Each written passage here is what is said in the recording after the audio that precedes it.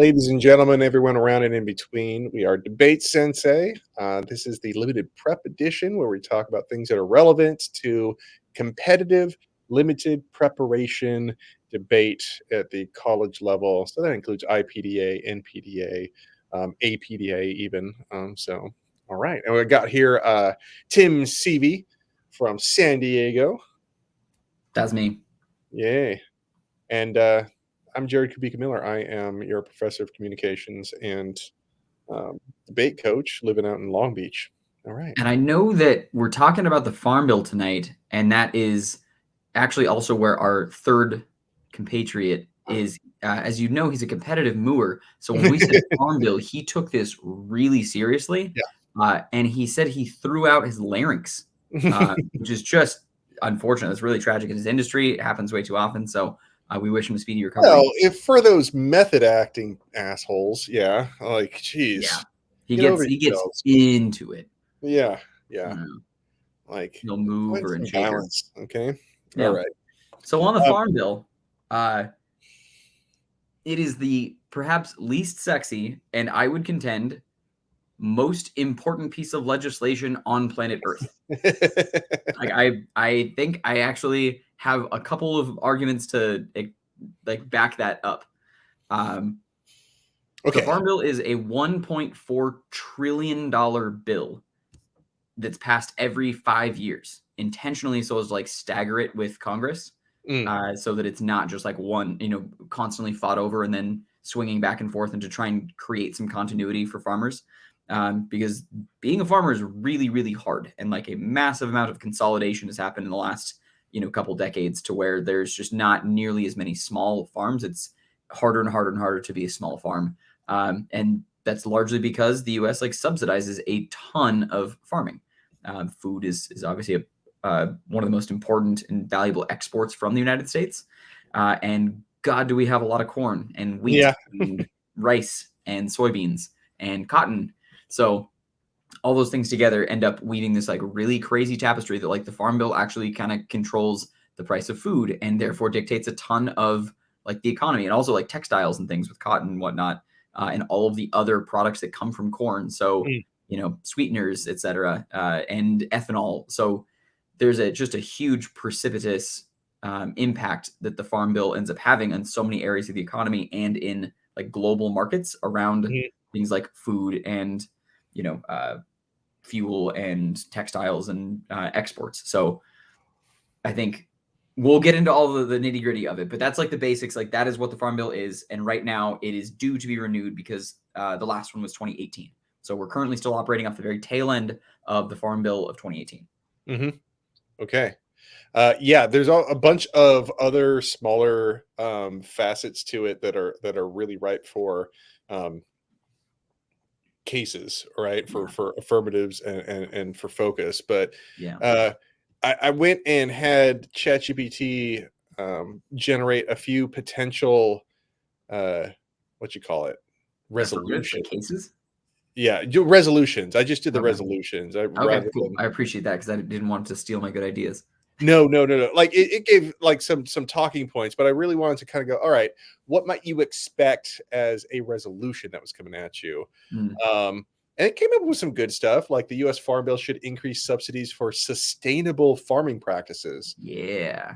All right. So I thought that, I'm okay, because what that does is allows the affirmative to kind of have a little bit of room to define a particular case, but not a whole lot, sustainable farming practices. I like that one a lot. It's unfortunately not a ton of negative ground, except the squo is so big. The status quo for keeping things the way they are and not rocking the boat is part of why the Farm Bill is so powerful. It is literally as I said, $1.4 trillion that flows through this thing. It is so much money that goes to not that many organizations. So you end up with a just frightening amount of lobby power from Monsanto, etc., of controlling seeds. So I think that was a fun debate case that we would take, is regularly pit Monsanto as the bad guy. Our case dismantles one element of what they do. So sustainable farming practices could include like seeds that can reproduce on their own. So doing away with the genetic modification that prevents plants from producing seeds. So that you don't end up with like intellectual property wrapped around all food. That's right. What that means, just as a little backup, like Monsanto has created like basically everything that we eat comes from seeds that for the most part, like Monsanto is genetically manufactured to not create more seeds. So every single year, farmers have to go back to Monsanto to purchase seeds in order to produce new crops. They can't just use seeds that came from the previous crops, which seems like a sci-fi hellscape, and that is exactly where we live. Right. So but if it was going to be like, rather than, if you have the room to ban GMOs, that's cool. But subsidizing sustainable farming, you might be pushing the boundaries on that one. Well, that's the challenge, right? It's like, if we want to increase subsidies, first off, okay, we increase it by $100 and that's still topical, right? Yeah. But like increasing subsidies for it is kind of like a counterweight to where already a lot of farm bill funding goes. Like, it's not that all of this just goes, out of the U.S. Treasury and into Monsanto's pocket necessarily. It's not quite so clean, though a huge portion of it does. That would seem to go opposite to where like a lot of other subsidies dollars go. So it's like, all right, if it's already going into this huge pot, and then we're trying to do something, elsewhere. I'm sure there's a lot of sustainable farming practices that are going on that I don't know about, but that would be one that I feel is probably pretty important and seems against the grain of where most farming practices are, as far as far as seeds go. The outsized portion that corn and soybeans have, I think, would be one thing. It's like, what if you just subsidized a different type of crop? You know what I mean? It's like, and then you start getting in like I don't know, do research on what that one crop would be or something, like the Jerusalem artichoke or something like that. Because I saw some really cool stuff about that, about how it's easy to grow and it's native, and like all those things kind of point to sustainable agriculture. I'm like, all right, let's just throw money at that. And now the whole debate, or at least I'm trying to force the debate into, this is a good plant. Yeah. There's a few like really cool ones, like interesting plants. Off the top of my head, like there are not phytoplankton, it's algae farms. So algae can be manufactured into foodstuffs. So you can actually get like human digestible nutrients out of algae, but you can also create plastics with it. They call it bioplastics. So that is like a fascinating area. And the cool thing about like algae is they are super oxygen producing and CO2 consumptive. So it's part of why like algal blooms in the ocean are considered like a problem, because they are they sometimes can get so big that like light doesn't get down to plants and things underneath it. But they're also seen as this like kind of cool short-term stopgap for global warming. So like plankton, like phytoplankton and algae and stuff in the ocean consumes way more CO2 than all the trees on Earth by a massive margin. So like our biggest sinks of CO2 are consumed by floating plants, algae and stuff like that. So that's kind of like a cool case. You can start getting into some like CO2, like carbon recapture stuff, and like not just offsetting, but like mitigating global warming stuff, and like, turning back the clock a little bit. So that's a cool one. I think that's how I would go for the T on topicality on sustainable farming practice, is like going for algae. Climate change being like sustainable climate change. Like usually when you think about sustainable farming, it's about like managing the resources maybe year over year, right? Like, so sustainable fishing would be like having certain quotas, so they're like, it can reproduce, it's like that's a different type of sustainable. This one's a little bit more like global climate change sustainable level. Sure. I think there are some well, I think the problem is, I think that it's a little bit like too simple to think of it as like a one crop can become sustainable. And that's part of why farming is so bad right now. So like one of the biggest issues that some activists in the space are like beating the drum so hard about is topsoil. So we currently have something like 12 harvests left, and then we have no more topsoil, like, period. And there are not really like chemical solutions to fix that. So we keep just throwing more and more and more and more fertilizer to try and get more out of the topsoil that we have. But topsoil just becomes like degenerated, like its nutrients are sapped up with every cycle because we don't rotate crops. And like crop rotation is like the oldest sustainable farming technique that humans probably ever discovered, and yet we're not doing it largely because of the Farm Bill. So the Farm Bill has something that are called base acres, and it is guaranteed subsidies if you farm one of, it was originally 4. Doing some research for this, I found that it's now like 6 crops.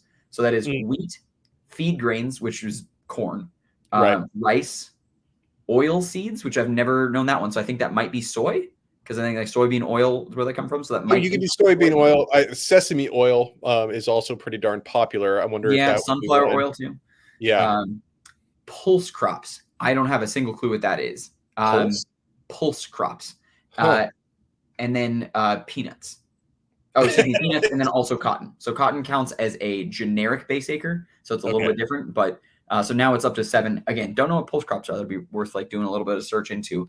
But those things constitute like huge swaths. So that's, you get money if you had something. At least as my knowledge of the Farm Bill, farmers get subsidies if they had those base acre crops at any point. So it was like I think it was the Reagan administration locked it in, is like, if you're growing something in the Reagan administration that was one of those base acres, even if you don't grow anything on that land anymore today, you still get subsidies. So literally, like, farmers will get money for just having that dirt because it was designated as base acreage. And so the issue is, like, even if you rotated between those, which we don't really, like, rotated between those different crops, that would at least give some different soil nutrients. Like, crop rotation means you're sucking different things out of the soil, putting different things back into the soil with every new crop that you put in the same plot of land. But we just keep using corn land for corn, for corn, for corn, and for corn again. And so we're just eliminating topsoil. So we're like on our way to another dust bowl. Okay. So here's one thing, kind of a hard pivot. One thing I didn't know about the Farm Bill, and I feel stupid. All right. And it came up in this topic right here. Allocated a greater portion of its budget to nutrition assistance programs. Yeah. So SNAP is part of the Farm Bill. I feel so stupid. I didn't know that. I think that was a more recent like linking. Where like it's the FDA that controls food, right? And so like this is like your most direct path from farm to fork is like through the USDA. Yeah. And so since they're the ones that control, like it kind of seems to be the actor, but to make it like the SNAP program, I think that's still like a health and human services, like where that falls under. Maybe so does the USDA, but I kind of understand that to be like a newer thing because it's become this like hot contentious issue right now where we have like a very, very gridlocked or very contentious Congress with the House Republicans are trying at this moment in time to increase subsidies for peanuts and cotton that I guess are having like really hard economic times. Every other crop is supposed to increase its cost just by default as soon as they pass the new Farm Bill, but those are not going to get enough. And so they're saying like we need to increase subsidies to those right away at the expense of SNAP.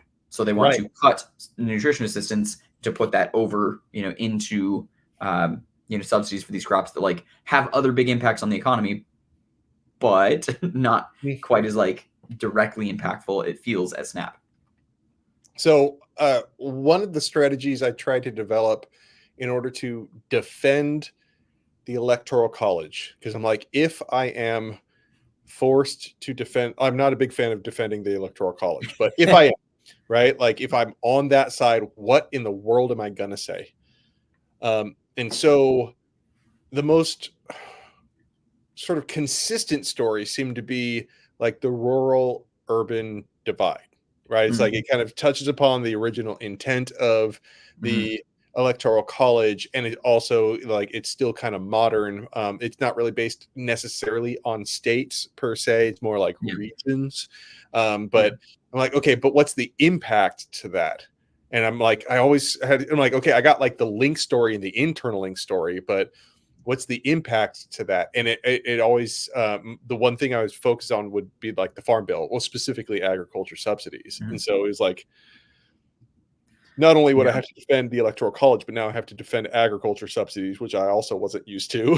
You know what I mean? Like, I mean, like, I think agriculture subsidies as a whole are pretty valuable. One of the best debates that I ever saw was talking about U.S. soft power, and they were saying like, what really keeps the U.S. in power? Like, if the military is the military, but like, it's not that we're launching missiles and firing things at people all the time. Like, we're not using hard power. It's really soft power that kind of keeps things in check. Like, it's the weapons that aren't fired. It's sanctions, for example, are an example of soft power. And sanctions, like an example of sanctions would be just like, hey, we're not going to give you as much, or we're going to charge more for this crop that we send to you, or this this export, and we export a bejesus amount of animal feed. Like, so we feed the world's food, and that is really a powerful kind of pipeline, right? To be able to throttle that up or down and say like, hey, you're not getting this, is like an incredible, sanction that could be done. But then also just having huge stockpiles. So it was a fascinating debate talking about like the weighing, Russia versus the US, and like, okay, it's easy to start counting nukes or counting, warships or whatever. But it really also then comes down to like, what are the US's food stockpiles, like corn, wheat, soy, versus Russia's stockpiles. And like the US's stockpiles also are way bigger than anywhere else in the world. And that gives us the capability to share resources and pass things around and kind of, control the market. And that was argued as like the biggest point of power in the world, is just who has the biggest food supplies. And that's where I kind of plant my flag, and like, all right, the Farm Bill is the most important piece of legislation on earth. Like, it not only changes, how the global economy works, but also like keeping people from going to war. Okay. Yeah. And so that would help develop that sort of impact level stuff as well, because realizing that SNAP is part of it kind of like creates a much clearer story about the trade-off, right? Just because these debates happen right now, there is a limited budget, so it's like it is a zero-sum game, like there is a trade-off right there, and when that trade-off happens, who needs to be in charge of that? And so like the story sort of comes together, and I always kind of just held my nose and kind of, or I didn't always do that. I never really got a chance to do it like fully, but I'm like, all right, I'm willing to do this, because I just think I think you can just get ahead on that debate. Yeah. The direction we would oftentimes take that is like, one, it sucks to defend farm subsidies unless you can start telling the story of like the local farm, like how hard it is to be a farmer. That's actually not that hard of like a story to tell. But what ends up, like where the debate ends up going, so and just reading a little bit more through the current Congress and what they want to do, odds are they probably won't pass anything. Like, things are way too contentious, and we're obviously going through this like election cycle, so it's unlikely that a Republican controlled House and a Democratic Senate can actually like come to a resolution in the span of a month and a half at the time of this recording to actually pass this. So most likely it's just going to be like punted and then done later. But one of the things they're trying to push through is like cutting SNAP for more subsidies.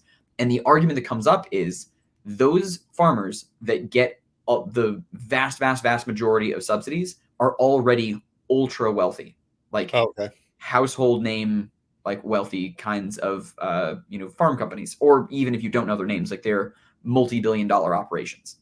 So those subsidies, it can become this story of just like the rich getting richer at the expense of nutrition assistance, like the people that need the very most, the people that have the greatest financial hardship.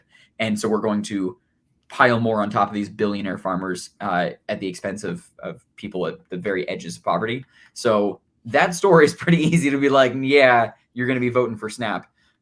But you can then start trying to say like, how many farmers are billionaires versus how many are like really still struggling to make ends meet. And like, you have to have subsidies to keep that alive.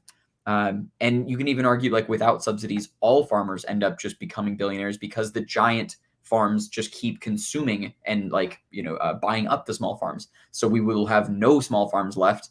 And like, even if they don't have government assistance, like all food, they just control the food market. So a very small handful of farms end up controlling everything, which is more of the problem, right? So it's like subsidies also keep the little guys alive. Right. Yeah, kind of messy in that one. Yeah, I mean, I like the the international stuff.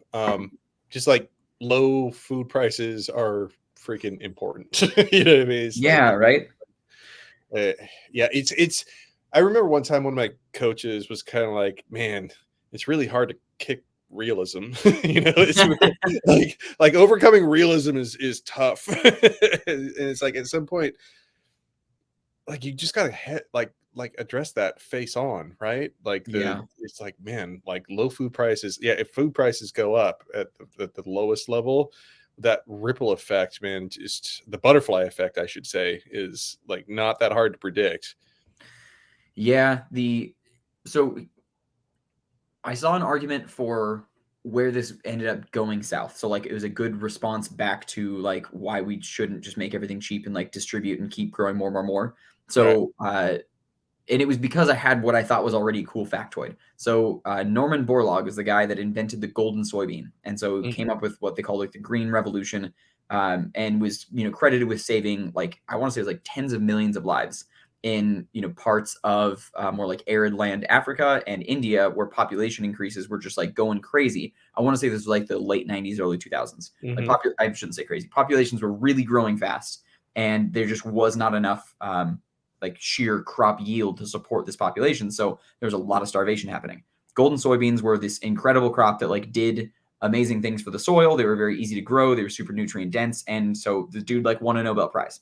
Right. And I was like, oh no, look, like technology saves the world, agriculture saves the world. And someone's like, yeah. And you know what happened right after? Like golden soybeans were distributed to all those places and like the populations were quote unquote saved. Like now that's literally the only thing that can grow there because all the Mhm. land is consumed and it can't sustain those people's kids. So it was a one-time solution that now has actually consumed all that land. Mm. And now, like, just because humans continue growing and we just keep having more humans, like, so it became this like a Malthusian kind of like population control argument of like, Okay. well, if you support more, then more happens, and then now there's even more starvation than there was before. I'm like, oh, that's bleak. That is Yeah. a really, really bleak argument. But like, yeah, I guess when you get down to it, if your goal is to minimize starvation, like what they were saying is like don't solve it in the first place. But like that's not a clean argument Yeah. Yeah. to Yeah. make it. But Yeah. The funny okay, so the funny thing is I've heard that story too, but there's the difference was like I heard it was golden rice oh, and I heard it was a billion people. And now I'm wondering which one of us is suffering the effects of the Mandela effect, just remembering things wrong. You know what I mean? Because I really do doubt myself. I do. like you should, and so should I. I probably don't doubt myself hard enough. My wife tells me that I say everything with so much confidence that she now has to question all of it. Yeah. But honestly, those details are kind of beside the point. Like, I think the overall, like, and the one thing I did not know was the follow up to that, right? About the repercussions, and it just reminds me of those sort of stories about like like don't don't don't count your chickens before they're hatched type of thing. It's like don't declare something a success because next year it could just like completely unravel on you. Now there is one other area that I was just talking about this on the Oh. NPDA edition of Debate Sensei with Gabe Gravel, and it is about CAFOs. Now, Oh, that's a really good one. yeah, Yeah. and so CAFOs, now that is hold on a second. Concentrated animal feeding operations. That's right. That's Um, right. And so if like you're ever driving, through the valley in California, like the valley, I'm not talking about San Fernando outside of LA. I'm talking like yeah, the Central yeah, Valley, they yeah, call. the Yeah, the Central Central Valley. Valley. All right. So you're driving through there and then all of a sudden overwhelmingly horrible smell, comes over. It's like animal territory, right? Like so domesticated animal. And so either pigs or um, Cows. cows. You probably can't smell the chickens, but it's also pretty horrible conditions. Yep. But those are the three basically, pigs, cows, and chickens. And so it's just basically squashing them into as small a footprint as possible. But you got to think about the waste that creates. You know what I mean? And Literal so, mountains of poop, like yeah, yeah. mountains. And Yeah. I mean, it's usually they have to do like these waste reservoirs, right? And like I've seen these aerial photographs of just, I don't know, can you imagine multiple acres of just solid waste just sitting there in the sun? I'm like, oh my God, that's Yeah, it's really hot and humid out there too. Is oh, like so like oh some of the apps. So also like the most dense greenhouse gases are from like methane. So yes, methane is like the worst, which is cow farts, and those actually come the most from corn and like crappy grain fed cows. really, Yeah, so like that's another argument for like switching cow feed to grass from corn. Is huh, like it would significantly cut down on like methane production, but it's just like huh, cows in their digestive process, the garbage that we feed them produce a ton of methane. So like the hole in the ozone layer, or I guess like the cloud of greenhouse gases over there, yeah, um, is just like unbelievable, and that's where like there's just kind of permanent year-long smog over the Central Valley in so many areas. Like even after rain, like it just can't clear out because there's just so much that is put back out. Like no, cars, airplanes, everything all together can like offset that amount. Also, by the way, I fact checked. You were totally right, Norman Borlaug. It was 1 billion people, and I could not confirm golden soybeans or golden oh rice. really? I'm Okay, pretty yeah. confident it was soybeans, but there's conversations about like It rice makes sense. Like, I think legumes grow really well in Africa, and I think rice is significantly more water. because like patties, right? Like it's got to I like think so. Like, requires but more water. like that's me just guessing. That's just me guessing. So, but At all one right, point in time, I think it was like 8th grade, I did a report on golden soybeans. So that's the only bit okay, of knowledge that stuck up there. To be okay. honest, I went with tens of millions because it was like it couldn't have been that big of a number. So I was kind of just estimating low. But you're right, it's 1 billion. So And you know what? This is like the good old days before the internet, where you just negotiate what the truth is. You know? yeah. Yeah, there's no cards in this. So we're gonna be Yeah, like, was it's it like, that many? You're like, maybe it was less. yeah. I think more Hundreds of people should millions. do that. Just like forego looking it up and do it like it's 1999, and just kind of like agree to it. Agree to what the truth is. Uh, the case on CAFOs though. So like the Farm Bill also covers meat subsidies, and that is a fun. This is a hard debate and a fun debate to have because I feel like it's not all that frequent. Mm, We've run or given our students the resolution in the past. The USFG should cut 100% of subsidies to meat oh production. wow, wow. And the argument is there are enough protein sources that are not meat that it wouldn't actually have like the media DA is like, oh well then like the US doesn't get enough protein and everyone dies of iron deficiency or whatever. Not true. There's enough sources of protein like peanuts and like legumes and all of other things. Like there are different ways to get protein, and also like milk and whey, whatever. So people would be fine from a protein standpoint, but man, a Big Mac would cost a lot of money. Like the economic impacts are like ridiculous, like billions of dollars shifting around in different directions there. Maybe trillions, honestly, because if you figure like the entire food industry and what Right. percent of that comes with meat, and now what would the cost of that be if it were all unsubsidized and had to be like grass-fed, organic, no subsidy to it? Like it would collapse. But then the argument you offset is like, okay, figure the amount of suffering of every single person that no longer gets meat at like a reasonable price at all versus the amount of animal suffering that happens from concentrated on animal feed operations. Weigh those two things out, and there is definitely more suffering from animals, is the argument that's made. And then you Okay. get into this debate of like, boo-hoo, you don't get your dollar menu, taco, like chicken taco, but also like there are not that many, chicken deaths and like horrid lives. So Yeah, I think okay, in those it's gnarly situations, though, right? yeah, I think people need to. I really do like bold proposals in debate. I really do like them. But Mm-hmm. at the same time, I think people might need to just be good at like generic system shock debates. You know what I mean? It's like, Yeah. okay, you have a like conceptually, that's a good idea, but the rate at which you are trying to impose it is just irresponsible. You know what I Yeah, mean? Like, you probably have the collapse of like, I don't know, all fast food companies or like yeah, most of yeah, them at least right away. And then you start talking about like urban food deserts where like the only available food sources are, fast food, and like the percentage of the population that relies upon really like tragic, gnarly numbers here. Like the percentage of the US population that relies on fast food as their primary source of nutrition.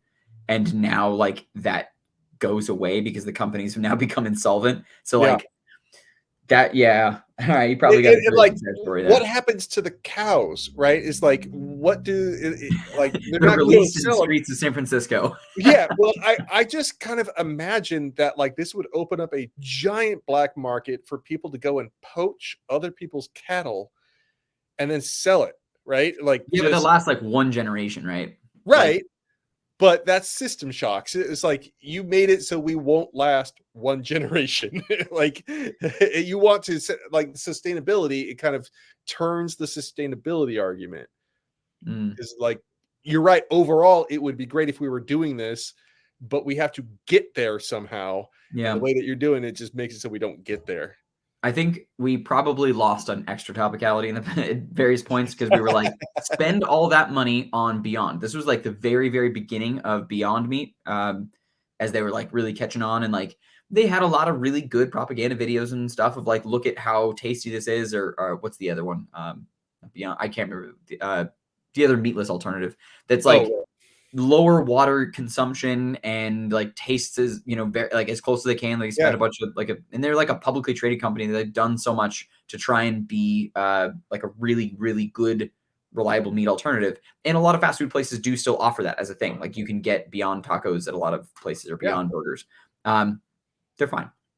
And that's the argument we made, is like, okay, so those companies would be able to sustain. They just, instead of using ground beef that's not even real ground beef, we're looking at you, Jack in the Box, like it's not even from cows. Like they're just going to switch over to Beyond, and like that stock goes crazy, but like everyone, like the demand just goes through the roof, and like it will be a ticker, whatever, or it'll be a spike, and it's going to be tough for the economy, but like we will persist.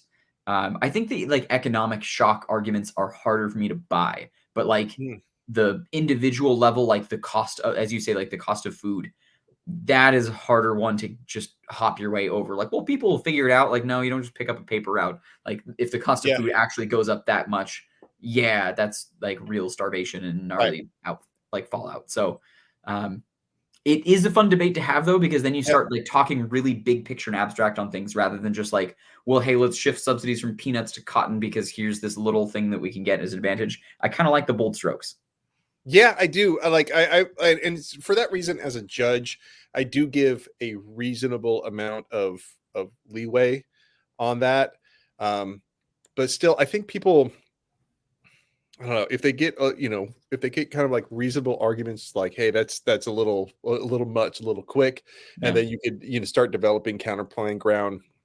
I think like I would timeline delay, or well, to some degree, maybe not, but yeah, I don't know.